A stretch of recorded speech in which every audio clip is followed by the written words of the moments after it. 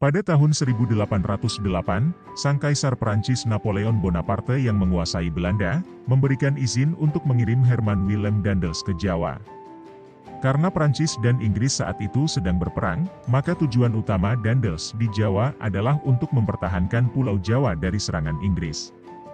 Dengan tugas yang diterimanya, dia akan membuat berbagai kebijakan untuk melaksanakan tujuan tersebut. Daendels sendiri adalah seorang tokoh yang berlatar belakang militer.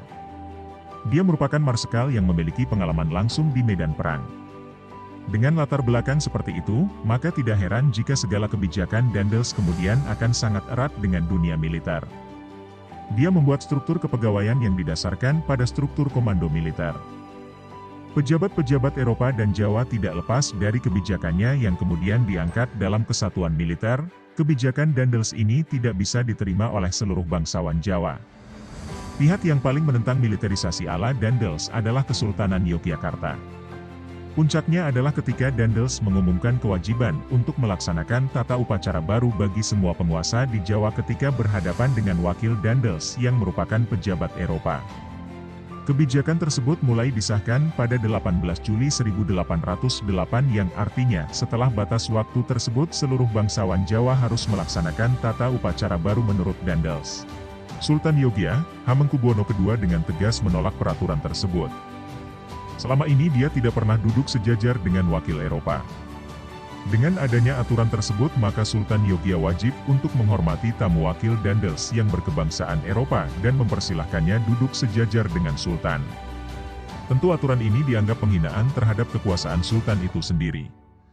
Belum lagi terdapat aturan yang menyebutkan jika wakil Eropa lewat di jalan yang dilalui bangsawan Jawa, maka bangsawan tersebut harus turun dari keretanya dan memberikan salam. Ketika memasuki keraton, wakil Eropa juga berhak mendapat sambutan dan diberikan payung kehormatan. Meskipun aturan tersebut membuat Sultan Yogya merasa tidak nyaman dan cenderung menolak. Namun keraton lainnya, yaitu Surakarta dan Mangkunegaran, menerima tata upacara baru tersebut. Bagi pihak Surakarta dan Mangkunegaran, Kesultanan Yogyakarta dianggap sebagai ancaman yang lebih serius terhadap kekuasaan mereka di Jawa dibandingkan dengan kekuasaan Belanda. Yogyakarta dianggap masih memiliki ambisi untuk menyatukan Jawa di bawah kekuasaannya, apalagi mereka merupakan kesultanan dengan perkembangan paling maju dibandingkan dengan kesultanan lainnya. Sultan Yogya paham jika kekuatan pasukannya belum cukup untuk melawan Daendels, apalagi jika Daendels mendapatkan bantuan dari Surakarta dan Mangkunegaran. Oleh karena itu Sultan Yogya memilih sikap diplomatis di mana dia sebenarnya dengan jelas menolak aturan Daendels. Namun belum mampu jika harus terlibat perang secara langsung. Untuk masalah tempat duduk, Sultan berpendapat bahwa dia tetap harus duduk lebih tinggi dibandingkan dengan orang Eropa, apapun jabatannya. Oleh karena itu, singgasana Sultan dimodifikasi sedemikian rupa sehingga posisi duduknya tetap lebih tinggi dari siapapun. Daendels sendiri tidak melakukan serangan terbuka kepada Kesultanan Yogyakarta karena mengambil sikap bermusuhan secara langsung dengan Yogyakarta akan membawa masalah tersendiri bagi dirinya.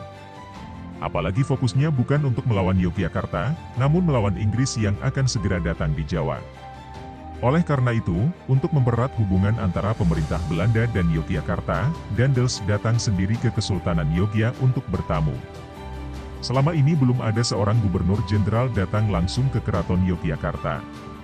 Kedatangan Daendels tentu tidak hanya menunjukkan sikap bersahabat dengan Yogyakarta, namun juga sebagai unjuk kekuatan karena dia juga membawa bala tentaranya. Harapannya, Sultan paham bahwa jika Daendels tidak akan segan mengerahkan bala tentaranya untuk menyerang Yogyakarta jika Sultan Yogya tidak menghormati kekuasaan Daendels. Di sisi lain, Sultan juga tidak mau kalah dan menyambut Daendels dengan bala tentaranya yang menurut Pangeran Diponegoro berjumlah 15.000 pasukan. Hubungan yang tepat antara Yogyakarta dan kekuasaan Daendels saat itu adalah perang dingin. Mereka saling sama-sama tidak suka, namun memilih bermain aman dengan tidak melakukan serangan antara satu dengan lainnya.